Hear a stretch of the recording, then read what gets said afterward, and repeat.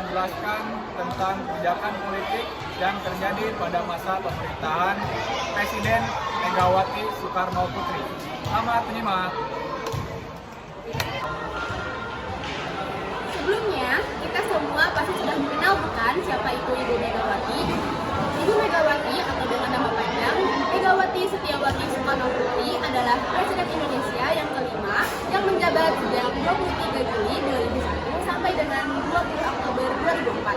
Beliau lahir pada 23 Januari 1947. Beliau merupakan Presiden wanita Indonesia pertama dan putri dari Presiden Indonesia pertama yaitu Insinyur Soekarno yang kemudian mengikuti jejak ayahnya menjadi Presiden Indonesia. Megawati Soekarno Putri menjadi presiden setelah MPR mengadakan sidang istimewa MPR pada tahun 2001. Sidang istimewa MPR ini diadakan dalam menanggapi langkah Presiden Abdurrahman Wahid atau dikenal dengan Gus Dur yang membutuhkan lembaga MPR atau DPR dari Partai Golkar. Pada 20 September 2004, ia kalah suara dari Susilo Bambang Yudhoyono dalam pemilu presiden 2004 putaran yang kedua. Megawati Soekarno Putri dilantik pada 23 Juli 2001. Sebelumnya dari tahun 1999 sampai 2001, Megawati Soekarno Putri menjabat sebagai wakil presiden pada pemerintahan Presiden Abdurrahman Wahid atau Gus Dur. Megawati juga merupakan Ketua Umum Partai Demokrasi Indonesia Perjuangan atau disebut dengan PDIP sejak memisahkan diri dari Partai Demokrasi Indonesia pada tahun 1999. Megawati Soekarno Putri dalam masa pemerintahannya, di mana sistem pemerintahan disebut Kabinet Gotong Royong. Megawati Soekarno Putri berusaha memperbaiki keadaan Indonesia sekaligus memperbaiki situasi ketidakpastian. Megawati Soekarno Putri memperlihatkan kepada publik langkah apa yang pasti untuk memulihkan iklim investasi dan kondusif, menaikkan produktivitas dan efisiensi, serta membangun stabilitas politik dan keamanan nasional. So, jadi apa aja sih kebijakan politik yang dilakukannya? Simak aja. Selanjutnya yaitu ada kebijakan politik pada masa pemerintahan Megawati Soekarno Putri. Yang pertama ada pemberantasan korupsi. Meskipun tidak seefektif pasca reformasi, pemerintahan Megawati Soekarno Putri juga mengambil langkah-langkah untuk memberantas korupsi. Di antaranya mendirikan Komisi Pemberantasan Korupsi atau KPK. Yang kedua, pemulihan stabilitas ekonomi. Pada masa pemerintahannya, terjadi pemulihan ekonomi pasca krisis finansial Asia, di mana Megawati menekan kebijakan ekonomi yang berorientasi pada pertumbuhan dan stabilisasi. Yang ketiga yaitu pemberian otonomi daerah. Pemerintahan Megawati mendorong implementasi otonomi daerah yang memberikan kebebasan kepada daerah-daerah di Indonesia untuk mengelola sumber daya dan urusan pemerintahan sesuai dengan kebutuhan lokal. Yang keempat yaitu pendekatan dialog dengan Aceh.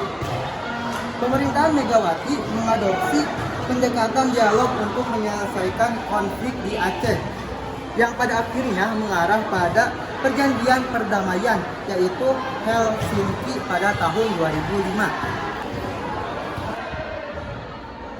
Kebijakan politik yang berhasil pada masa pemerintahan Presiden Megawati.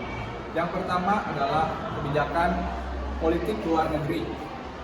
Megawati melakukan kunjungan ke beberapa negara sahabat.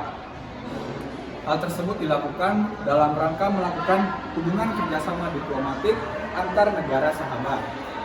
Membaiknya hubungan dengan Amerika Serikat setelah agak surut pada masa Presiden Abdurrahman Wahid atau Gus Dur merupakan momentum bagi pemerintahan Presiden Megawati untuk memulihkan kondisi ekonomi dan investasi dalam negeri.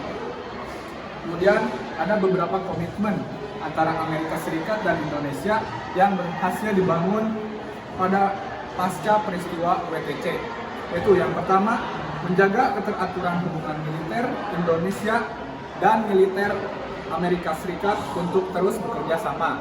Yang kedua, mengadakan kerjasama bilateral dalam hal penanggulangan terorisme. Yang ketiga, mengajukan permohonan kepada Kongres AS untuk memberikan latihan dan pendidikan masalah pertahanan bagi Indonesia.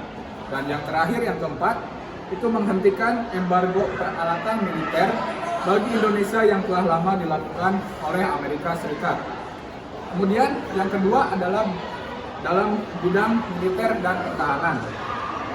Megawati juga melakukan kunjungan dan kerjasama militer dengan Rusia.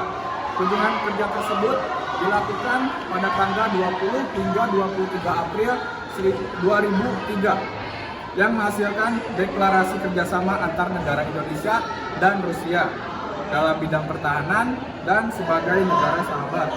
Kemudian kerjasama tersebut menghasilkan pembelian peralatan militer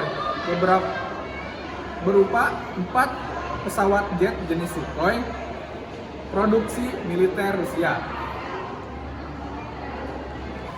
Kemudian ada kebijakan politik yang gagal pada era Megawati Soekarno Putri. Yang pertama ada penanganan krisis ekonomi. Meskipun Megawati menghadapi tantangan Asia 1997 sampai 1998, penanganannya dianggap lamban dan kurang efektif. Kemudian yang kedua ada reformasi birokrasi. Upaya Megawati untuk melakukan reformasi birokrasi tidak menghasilkan perubahan yang signifikan dalam efisiensi dan akuntabilitas pemerintahan. Yang ketiga, ada kebijakan agraria dan kemiskinan. Masalah agraria dan kemiskinan tetap menjadi tantangan besar pada pemerintahan Megawati. Upaya untuk merumuskan kebijakan yang efektif dalam redistribusi tanah dan pengentasan kemiskinan dinilai mungkin belum memadai. Yang keempat, ada ketidakstabilan politik. Masa pemerintahan Megawati ditandai oleh ketidakstabilan politik yang cukup tinggi, termasuk konflik internal di partainya sendiri dan gesekan dengan lembaga negara lainnya. Selanjutnya yaitu ada dampak kebijakan politik pada masa Megawati Soekarno Putri. Yang pertama yaitu stabilitas ekonomi, pemulihan ekonomi pasca krisis moneter dengan pertumbuhan ekonomi yang kembali stabil. Nah, yang kedua itu politik nasionalis dan populis. Pendekatan politik nasionalis dan populis untuk memperkuat kedaulatan negara dan mendapatkan dukungan massa.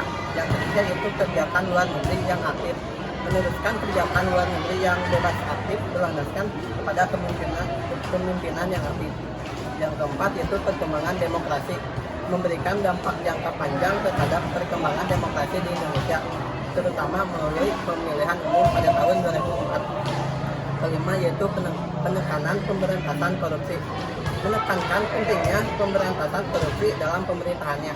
Yang keenam yaitu penanganan konflik dan separatis, menghadapi berbagai konflik di daerah-daerah seperti Aceh dan Papua dengan kebijakan rekonsiliasi dan pemberian otonomi. Demikian penjelasan yang dapat kami sampaikan. Mohon maaf jika banyak kesalahan. Terima kasih. Wassalamualaikum warahmatullahi wabarakatuh.